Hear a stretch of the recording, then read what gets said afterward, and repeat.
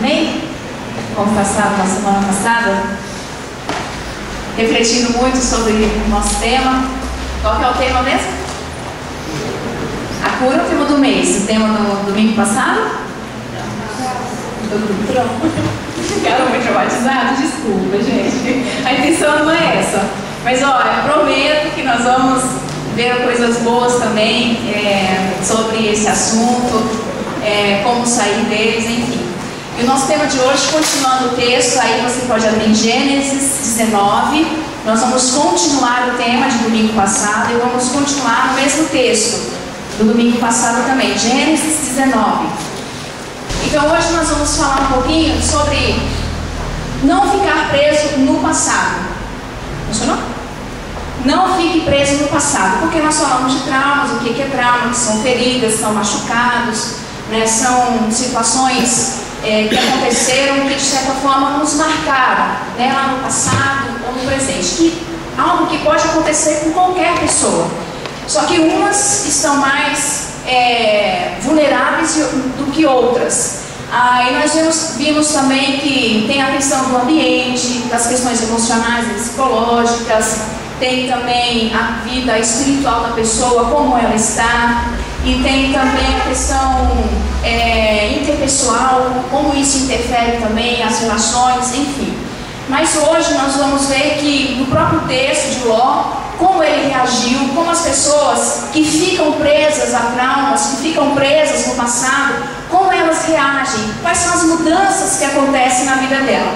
Mas antes de entrar no texto, nós vamos aprofundar um pouquinho mais nas informações também, sobre traumas, como isso acontece, só para a gente entender um pouco. Aí no versículo 26, que foi o último versículo que nós lemos no domingo passado, que será o primeiro que leremos hoje, que a mulher de Ló olhou para trás e se transformou numa estátua de sal. Então o que é isso? Quando alguma coisa acontece, né, como falamos no domingo passado, que fica aquele machucado, que fica aquela ferida, parte de nós também fica congelado no passado. Parte de nós fica olhando para trás, né, para a morte, para a destruição, para aquilo que aconteceu, que machucou, que doeu e que foi muito forte, que foi muito, muito intenso na nossa vida. Então parte de nós sempre retoma o passado. Parte de nós fica sempre olhando aquela situação e lembrando. Então nós vamos, ao longo da vida, né, ao longo da caminhada, porque a gente continua vivendo, a gente continua caminhando, mas algumas estátuas que ficam congeladas, nós vamos arrastando isso pela vida fora. Nós vamos arrastando essas coisas em nós também. E quando tentamos fazer algo diferente, ou para resolver aquela situação, e para resolver aquele problema, é como se essas estátuas entrassem em desespero, né? É como se elas falassem, não, pelo amor de Deus, nós não vamos mexer com isso, não mexe nisso que não vai dar certo. Então elas ficam meio que apavoradas. Quais são essas estátuas? São aquelas sensações congeladas que ficam dentro de nós devido àquela situação. Depois eu vou dar um exemplo bem básico para vocês entenderem. E quando queremos fazer algo diferente, elas dizem, não, de jeito nenhum, olha o perigo, olha a destruição, você não está vendo? Mexer nisso não vai dar certo.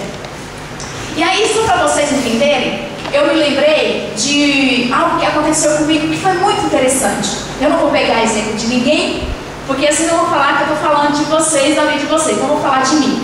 Por exemplo, eu tinha muito medo de água, de entrar em piscina, de entrar no mar. Então, eu nunca tinha tomado banho por isso, tá, gente? Não vamos pensar nisso. Eu tomava banho, tudo direitinho, mas eu tinha medo de aglomeração, né? De muita água. Mas eu não entendia exatamente por que eu tinha medo de água. Mas só que o medo não era a concepção que tinha na minha mente. Na minha cabeça eu pensava assim, eu não gosto de água. A gente ia pra praia, vamos entrar no mar, não, eu não gosto. Entra na piscina, eu não gosto de entrar. E aí com o tempo eu fui pensando, mas por que isso aconteceu comigo? E aí eu retomei algumas coisas lá do meu passado. E aí eu vi, e eu relembrei, porque como nós falamos semana passada, a nossa memória, ela apaga algumas coisas, né? Ela apaga algumas coisas que nos machucam, então ela distorce algumas situações. Quando eu retomei no passado, eu lembro que eu presenciei 2 casos de afogamento na minha família. Então, 2 sobrinhos meus, primos, muito próximos, morreram afogados. E os 2 tinham mais ou menos a mesma idade. Inclusive, uma cresceu junto comigo e nós brincávamos juntos. Eu tinha mais ou menos uns 9 anos de idade. E ela brincando numa região do sítio, onde tinha um lajedo, tinha chovido, tinha muita água. Ela foi brincar, estava sozinha, caiu, ninguém percebeu e morreu afogada. Pouco tempo depois, um outro primo meu também morreu afogado. E aí, quando eu tinha uns 16 anos, uma prima minha também, família, pelo amor de Deus, né? Todo mundo morre afogado nessa família. Uma outra prima minha foi com alguns amigos, namorado e tudo pro Rio São Francisco, né? Vocês conhecem o Rio São Francisco, ele passa perto da minha região, lá na Bahia. E era época chuvosa e o rio estava muito bravo. E eles estavam, nadando, ela já era um pouco mais velha que eu, deveria ter uns 18 anos, eu estava mais ou menos com 15, 16 anos. E ela foi levada pela correnteza. Isso saiu até no jornal, não me lembro agora quanto tempo, mas saiu no jornal porque ela ficou desaparecida uma semana. Não conseguiram encontrar durante a semana e quando encontraram ela já estava toda deformada. Ela estava misturada com os tocos, de madeira que ficou preto e ela já estava preta, ela era da minha cor. Ela já estava totalmente preta, a carne toda já apodrecida. Então assim, foi uma situação muito difícil também. E aí eu pensei, será que é por isso? Fui pensar, será por isso que eu sempre tive medo de água? Mas não era o medo que eu falava que eu não gostava. Mas enfim, aí no ano passado eu resolvi fazer aula de natação. Então pense o pavor. E aí tem uma questão da respiração que é totalmente diferente. Você não inspira pelo nariz, você inspira pela boca e solta pelo nariz dentro d'água. Gente, é a coisa mais horrorosa que eu já vi na minha vida. Você soltar o ar pelo nariz dentro d'água. Pelo amor de Deus, eu comecei a entrar em pânico. E eu falei com a minha instrutora, não vai dar certo. Eu falei, não vai dar certo. Ela vai. Então assim, antes de você nadar, você respira, entra embaixo d'água, solta um pouquinho e sai de novo. Eu comecei. Mas quando eu entrava embaixo d'água, que me dava um temor, meu coração começava a acelerar, eu falei, eu acho que não vai dar certo. Então, porque eu parei a natação, não fazendo mais. Mas não foi por isso, não é por causa do medo, é porque eu mudei de horários, enfim. Mas veja só, isso acabou sendo mudado, o meu cérebro ele mudou algumas coisas. Eu não lembrava mais. Aquelas foram situações que aconteceram, que eu acabei trazendo, mas eu associava a água com eu não gostar.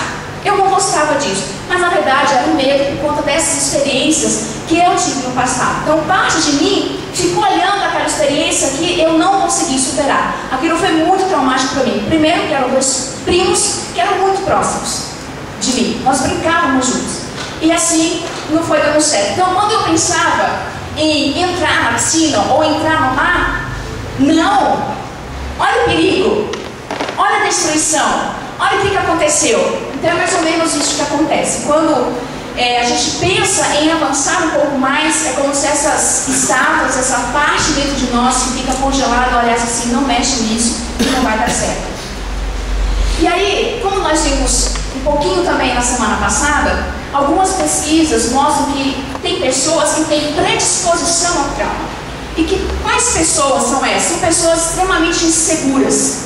Sabe aquela pessoa que ela nunca sabe se ela está certa? Às vezes ela até está e ela sabe que está todo mundo falando que ela está certa, mas ela não tem certeza, ela é extremamente insegura. Pessoas descontroladas, tanto emocionalmente, como psiquicamente, pessoas extremamente agressivas, ou pessoas extremamente descontroladas emocionalmente também, em questão de gastos, enfim, pessoas descontroladas, incapazes de confiar no outro, sensíveis à rejeição. Você não pode falar nada, não pode criticar em nada, que ela acha que a questão é contra ela, sente-se facilmente ferida, dificuldade de fazer amigos, baixo grau de instrução, fragmentação no núcleo familiar, pais separados, divorciados, uma morte, alguma coisa assim, histórico de internação psiquiátrica. Então assim, são situações, são fatores que deixam a pessoa mais vulnerável à formação de um trauma, tá? Mas tem também a resiliência. O que é a resiliência? Que é o termo usado na psicologia. É a pessoa que ela tem uma capacidade maior de superar qualquer adversidade, qualquer situação. E qual que é a característica? Olha só a característica da pessoa que é predisposta à formação de um trauma. Insegura, descontrolada, dificuldade de fazer amigo. Agora, olha a pessoa que ela é resiliente, ela tem uma capacidade de resolver, de enfrentar os problemas. São pessoas ousadas. O que é isso? Motivadas a encontrar sentido na vida. Então, se alguma coisa não está dando certo, se alguma coisa está dando errado, ela pensa, mas vai dar certo. Hoje está ruim, mas amanhã pode estar melhor. Ela entende que isso, qualquer situação ruim na vida dela, pode trazer um crescimento e um aprendizado. Todas as experiências, sejam boas ou ruins, isso pode trazer um crescimento também para a vida dela. Então é aquela pessoa que ela fica submersa nas circunstâncias, que tudo é ruim, tudo é isso, não, mas ela não deve ter algum propósito. E se não tem algum propósito, é uma fatalidade, alguma coisa que acontece, ela vai tirar um aprendizado dessa situação também. E ela acredita que ela pode influenciar o entorno. E outra, nós influenciamos as pessoas que estamos ao nosso redor. Nós influenciamos. Então, veja só uma dinâmica familiar. Normalmente as pessoas, elas têm algumas coisas que todos têm, que todos repetem, que todos fazem. Porque a influência de um vai passando para o outro. Eu fiz estágio no CAPS durante 1 ano. E nós fomos visitar algumas famílias. Né? No CAPS tem pessoas que têm problemas mentais, esquizofrênicos, né? Nós fomos visitar algumas famílias. É interessante que quem tinha esquizofrenia era o filho, mas o pai e a mãe pareciam ser mais esquizofrênicos do que o próprio esquizofrênico. Porque é uma situação que toma conta, que influencia o entorno, eles são influenciados. E olha, a maneira como você age no seu ambiente, seja de trabalho, de escola, de faculdade e em família, isso influencia. Você acha que você não é capaz ou que você não vai dar conta, isso influencia também. Mas se você acha que você pode, você é uma pessoa ousada e motivada, isso influencia também. Então preste atenção como nós estamos nos comportando diante das circunstâncias. Então, a pessoa se torna mais confiante na superação. Ela acredita que aquilo vai dar certo, que ela vai conseguir superar. São pessoas solidárias, interessadas, pessoas que são dadas do outro, pessoas que estão interessadas no que está acontecendo à sua volta. Gente, isso não sou eu que estou falando, são pesquisas, tá? Que mostram o perfil de pessoas que conseguem superar uma situação difícil. A gratidão, pessoas que são agradecidas, até pelo ar que ela respira, tá? Muitas vezes nós não agradecemos, mas isso é uma coisa que a gente deve agradecer todos os dias.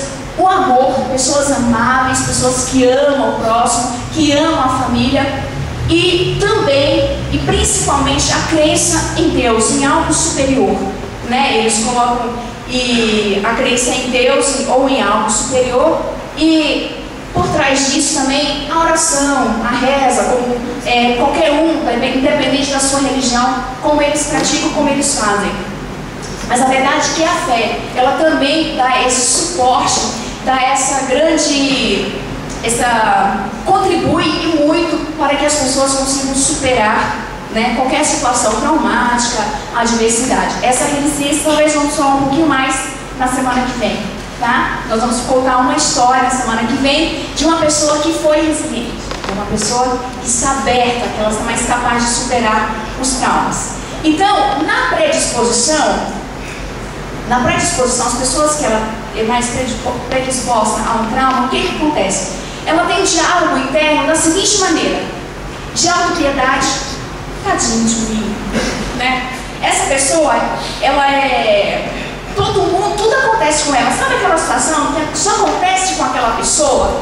Tudo acontece com ela. Pessoa, ela autopiedade, ela se vitimiza de tudo. Ela é vítima das pessoas, ela é vítima da família, ela é vítima do trabalho, em casa, ela é vítima da sociedade, ela é vítima do presidente, até de quem não tem nada a ver com a situação, ela se torna vítima, porque é uma coisa assim muito, tadinho de mim, não vou dar certo, eu sou assim, uma pessoa muito nhenhenhen, sabe? Vocês estão entendendo? Você conhece alguém assim? Não olha pro lado, porque não olha pro lado. Você conhece alguém assim? Às vezes fala assim, nossa, a pessoa sou eu, tadinho de mim. Não faz isso, pelo amor de Deus.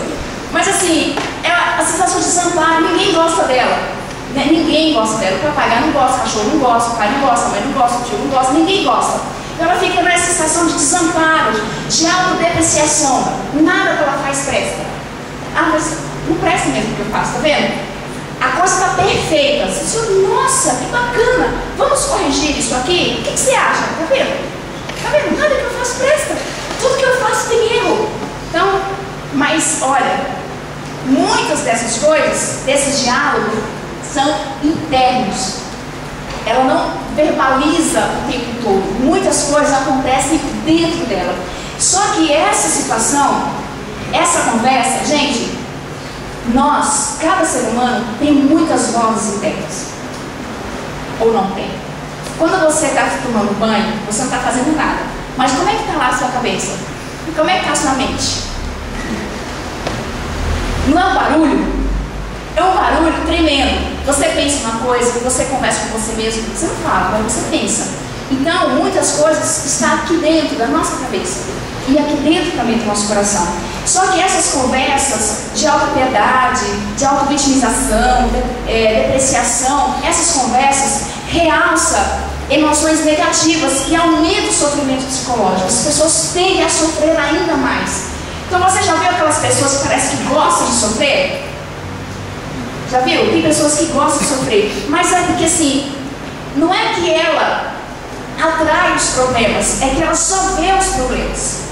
É diferente. Eles falam assim, nossa, essa pessoa atrai só desgraça para a vida dela. Ela só atrai coisa ruim para a vida dela. Mas não é, é que ela coloca o foco dela nas coisas negativas e nas coisas ruins.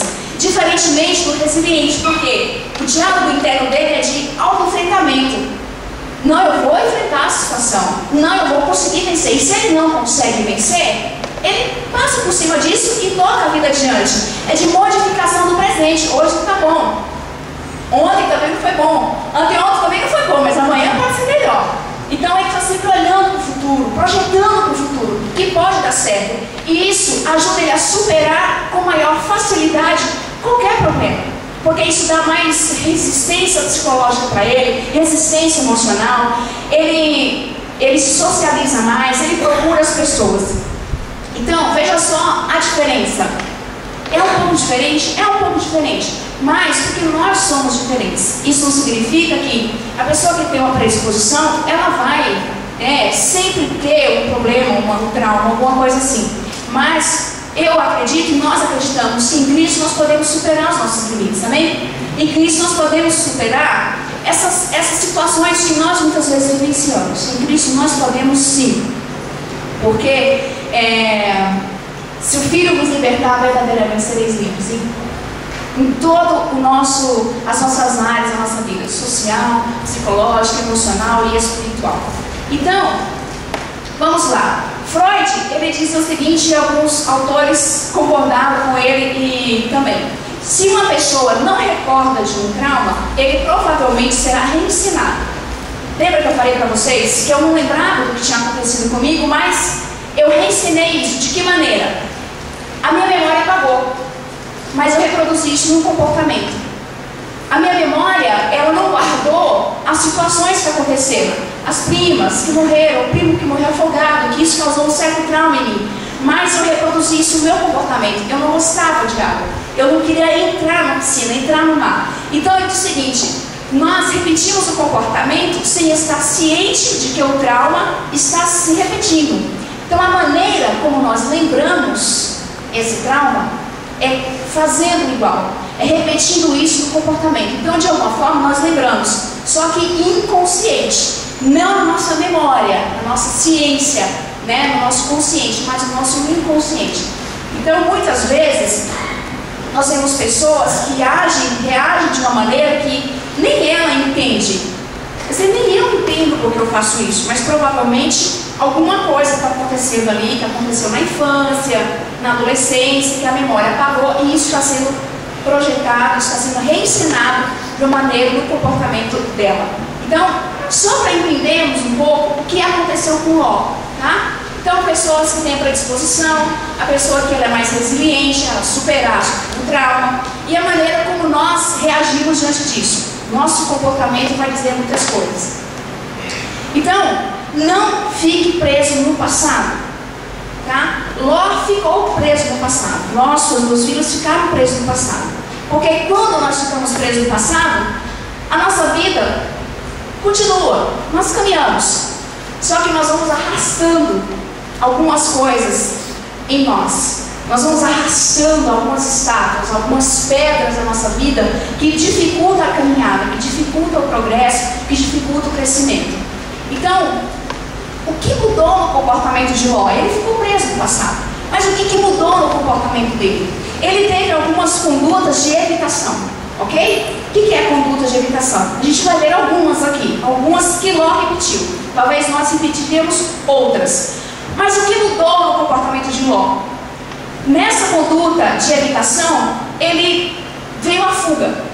Então, se você ler no versículo 30, do capítulo 19, o que diz aí na sua Bíblia? Leia aí. Gênesis 19, versículo 30. Só a primeira parte do versículo. Dependendo da tradução, talvez esteja um pouco diferente. O que diz aí na sua Bíblia? Um de cada vez.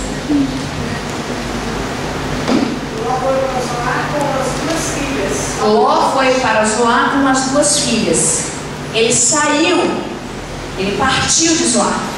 Ou seja, vocês lembram na semana passada por que ele quis ir para lá? Lembra? Porque na cabeça dele, ele não ia conseguir chegar na montanha a tempo. Você não vai dar tempo de chegar na montanha. Então, eu vou para Zoar. Só que Zoar é uma cidade que fazia parte do vale, que seria destruída também. Deus o destruiu porque Ló quis ir para lá e ele foi. O medo levou Ló para Zoar. Só que, quando passou a destruição e passou tudo, ele ficou com medo de permanecer lá. Nós vamos falar do medo depois. Vamos falar apenas da fuga. A experiência difícil, né? Experiência difícil leva a não querer chegar perto. Por quê? Vocês concordam que a situação que Ló passou foi muito difícil, né? Ver toda a sua cidade destruída, com fogo, com enxofre, é uma situação muito difícil. Só que ficar ali para ele poderia ser mais difícil ainda. Então, quando nós temos uma reação, alguma coisa que traz perigo, a nossa tendência é afastar, como aconteceu com Ló. E se esse medo, esse pânico, ele se generaliza, a tendência é nós deixarmos muitas coisas. Ló, ele deixou Zoar, ele deixou aquela cidade. Então nós evitamos os lugares, as pessoas, né? Por exemplo, como eu falei para vocês semana passada, a pessoa passava por uma rua, aconteceu um acidente muito ruim, e toda vez que ela passava naquela rua, ela se lembrava. Então ela tinha as mesmas sensações, os mesmos sintomas. O que ela fez? Ela pegava outro caminho.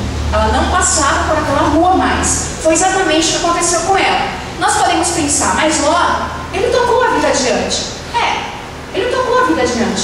Só que de uma maneira muito diferente de qualquer pessoa numa situação mais normal. Por quê?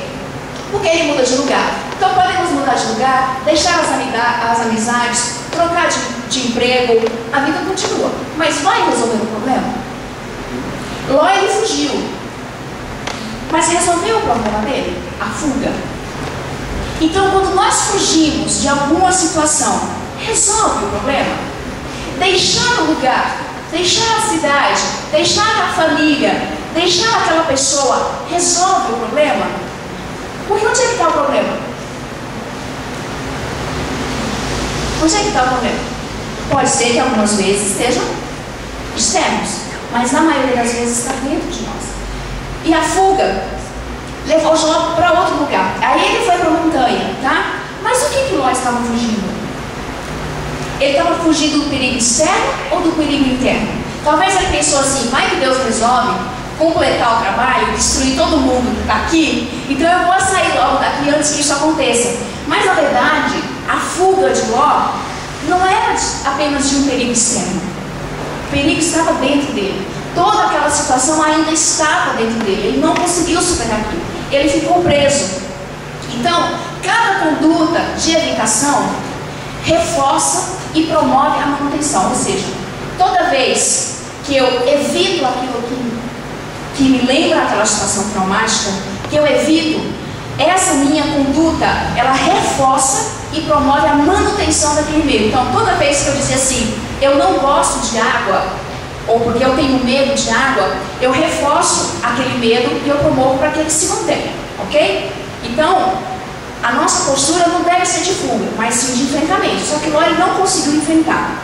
Só que, se nós temos essa conduta de fugir ou de largar o lugar, não se preocupe, não tenha esse comportamento. Esse é o comportamento que nós não devemos ter. Nós temos que fazer diferente, nós temos que enfrentar esse problema. Então, porque em Cristo nós podemos enfrentar qualquer situação, qualquer problema que venha diante de nós conseguimos. E aí, Ju, quer encarar a mesa aí? Ju faz mais tarde, quero ver encarando um cara desse tamanho. Nós não precisamos fugir. Em Cristo nós podemos enfrentar. Por maior que seja a situação, por maior que seja o problema, por maior que seja a adversidade, nós podemos enfrentar em Cristo. Amém? Está disposto ou quer fugir? E o que você quer? Vamos continuar. A conduta de evitação de Ló também foi de isolamento. Você pode ver na sua Bíblia, ó. Ficaram morando aonde? O que a sua Bíblia fala aí? Onde que Ló e suas duas filhas ficaram morando? Numa caverna. Viver onde houve destruição talvez se tornou uma tortura para Ló. Provavelmente, tá? Por quê? Ele tinha as lembranças. E quando ele lembrava, ele revivia tudo aquilo de novo. E quando ele revivia, vinha todos os sintomas, o tremor, as dores, o medo, né, as pernas bambas, então tudo isso. Só que essa situação acaba trazendo para nós alguns bloqueios emocionais, psicológicos e sociais. Foi exatamente o que aconteceu com Ló. Mais para frente, nós vamos continuar lendo o texto, nós vamos ver que Ló, ele parou a vida dele. Ele se isolou de tudo. Ele não reconstruiu a sua vida emocional. Ele não buscou ter outra mulher, se relacionar com outras pessoas, com outra pessoa, né? Casar de novo. A dele tinha morrido, mas ele parou, fechou para balanço. Ele encerrou a vida dele ali. Bloqueios psicológicos. Ló foi tomado pelo medo. Ele saiu do lugar e ficou dentro de uma caverna, né? Ele ficou trancafiado dentro de uma caverna. Os bloqueios sociais. Ele não conheceu mais ninguém. Ele se isolou da sociedade. É tanto que as filhas dele tiveram que cometer uma barbaridade porque não tinha gente na região. Não tinha mais ninguém além dos três. Então, o isolamento, ele traz alguns bloqueios emocionais, psicológicos e sociais. Foi exatamente o que aconteceu com ele.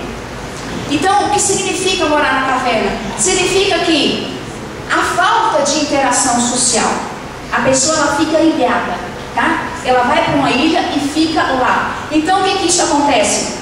Isso, há muitas pesquisas que mostram também, pessoas que se isolam do mundo, da sociedade, pessoas que ficam isoladas, ela não tem a inteligência dela estimulada. Então, muitas crenças, muitas coisas, costumes ficam cristalizados na cabeça dela. Porque a nossa inteligência ela é estimulada no contato com o outro também. Quando nós nos relacionamos com o outro, há uma baixa nas sensações. Porque ela não ouve coisas diferentes, não vê, não sente pessoas diferentes. Então ela acaba se isolando do mundo. Ela praticamente para no tempo mesmo. Porque não há troca de ideias, de emoções entre indivíduos, né? E quando há essa troca, esse contato físico com as pessoas, nós crescemos, nós amadurecemos, nós desenvolvemos, ok? E o auxílio para a solução de problemas, ela fica ali, ela não ouve outras opiniões, ela não tem ninguém para ajudar a resolver o problema. Talvez você já tenha passado por essa experiência, ou em casa, ou na empresa. Mas assim, já viu aquele problema que você bate a cabeça para resolver, bate a cabeça e você não consegue. Quando você conversa com outra pessoa, é como assim, parece tão fácil. Ela vem com a solução assim, pronta. E ontem eu tive uma experiência muito parecida com isso. Passei a semana inteira tentando lembrar de um nome, do nosso nome, tá? Semana inteira, pensei, quando foi ontem, nos reunimos eu, Léo, o André e o Daniel. E assim, mais ou menos o quê? 2 horas? 2 horas, saiu um nome. E a gente passou a semana inteira, eu fiquei pensando, um nome, nossa, preciso de um nome, e não vi um nome. Quando juntei com mais 3 pessoas, o nome apareceu. Porque essa troca de ideia ajuda, auxilia para resolver problemas. Mas muitas vezes nós queremos resolver sozinhos. E aí a gente vai bater cabeça. Nós vamos bater cabeça. Então, não se isole. Então a pessoa ela tende a criar um mundo próprio. Ok? Ela se isola, ela tende a criar um mundo próprio. E ela deixa entrar quem ela quer. E ela exclui quem ela quer também. As pessoas que tendem a se isolar é isso. Entra na vida dela quem ela quiser deixar entrar. Mas se ela cismou com alguém, ela exclui da vida dela. Porque ela é muito isolada também emocionalmente. E aí tem uma frase de Joe Boni que é muito linda, que diz assim: homem algum é uma ilha completa em si mesma. Todo homem é um pedaço do continente em toda parte, né? Uma parte do todo. A morte de qualquer homem me diminui, porque eu sou envolvido na humanidade. Portanto, nunca pergunte por quem os sinos dobram. Já foi no cemitério? Quando está saindo o cortejo, o que acontece? Tem, avisando que alguém morreu. Mas, como ele está dizendo que homem algum é ilha completa em si mesma, nunca pergunte por quem os sinos dobram, porque eles dobram por ti. Parte de você está indo com aquela pessoa. Profundo, não é? Muito profundo. Então, se você se sente sozinho em algum lugar da sua vida, não se preocupe, você tem uma família. Amém? Você tem uma família. A palavra de Deus diz que Ele faz o órfão habitar em família. Se você era sozinho, você é sozinho aqui em Campinas, não tem família, não tem muitos amigos, junte-se a nós e você terá uma família.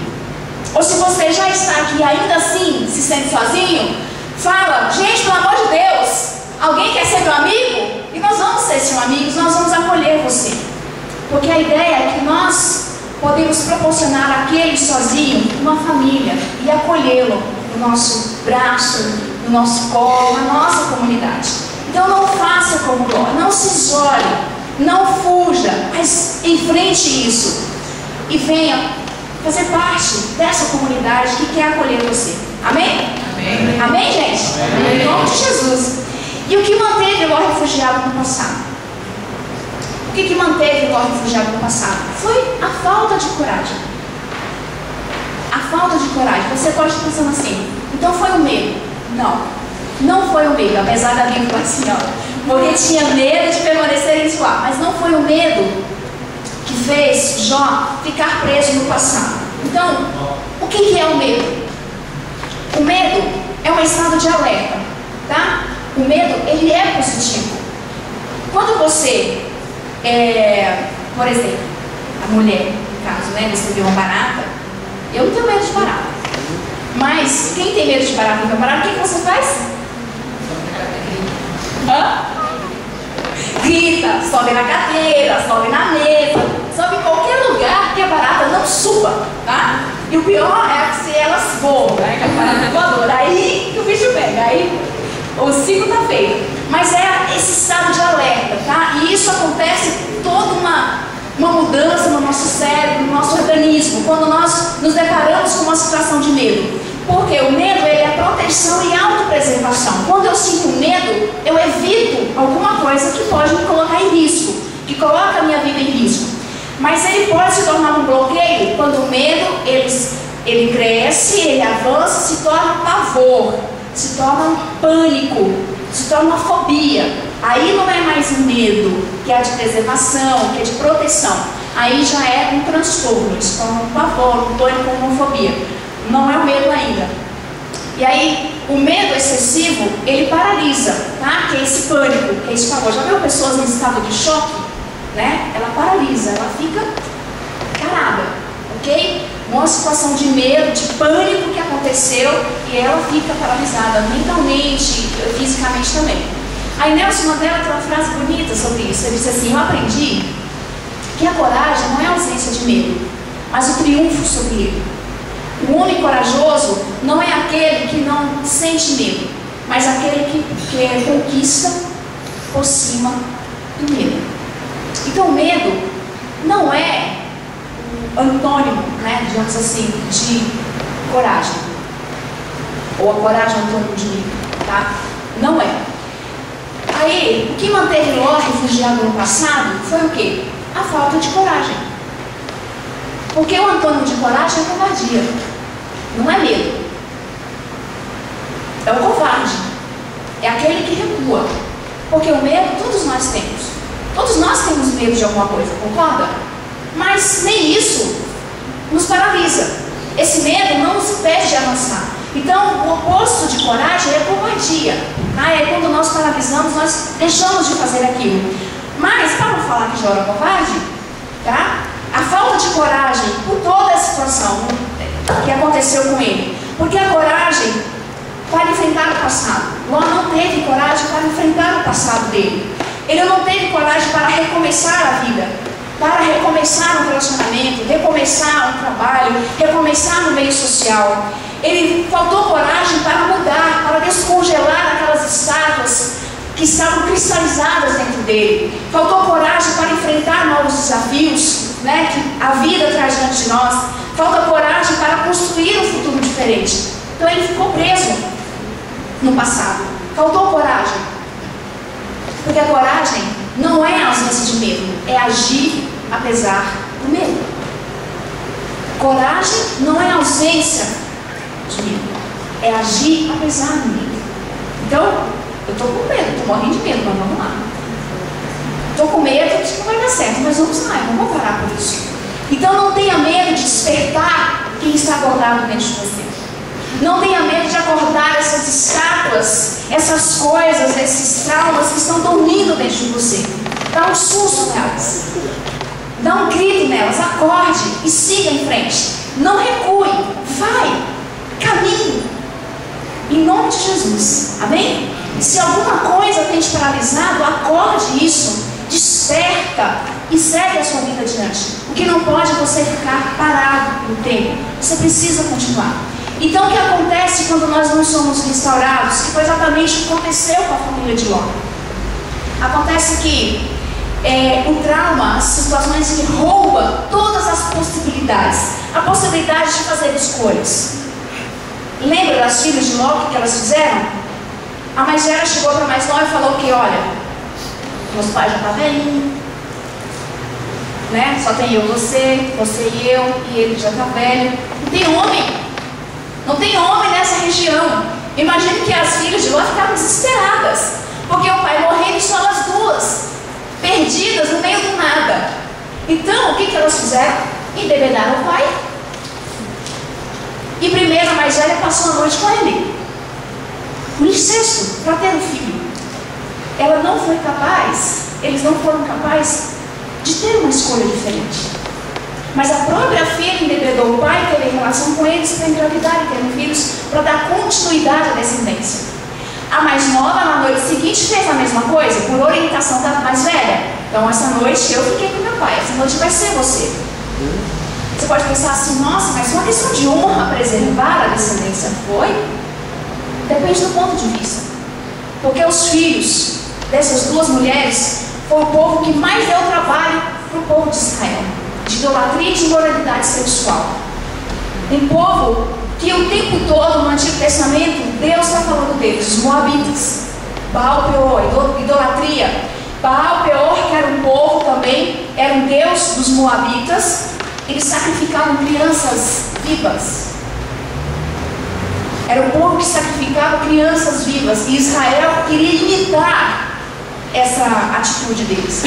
Então, foi o resultado do que aconteceu com aquelas duas moças que infelizmente não conseguiram superar o passado. Elas ficaram presas no passado e fazem coisas absurdas, coisas horrendas.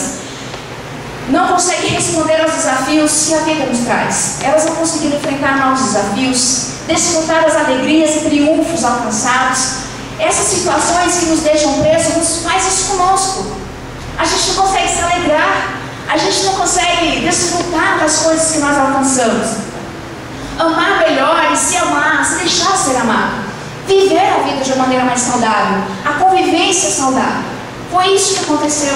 É isso que acontece com quem não consegue superar. Com quem se mantém preso no passado, arrastando aquelas estátuas, ele caminha. Quando ele tenta fazer algo diferente, eu não consigo. Por quê? Porque ele está preso no passado.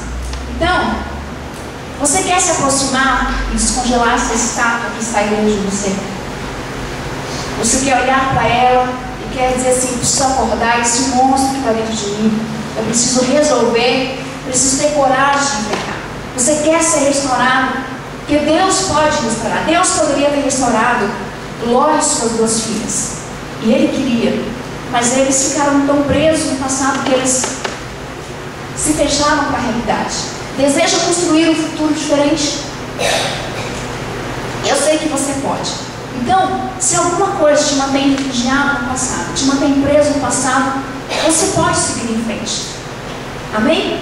Você pode seguir em frente. Então acorde esse monstro que está dentro de você, acorde essa situação, enfrente essa situação, não se deixe ser dominado por ela, mas domine-a e siga a sua vida. Não permita que nada impeça você de seguir adiante.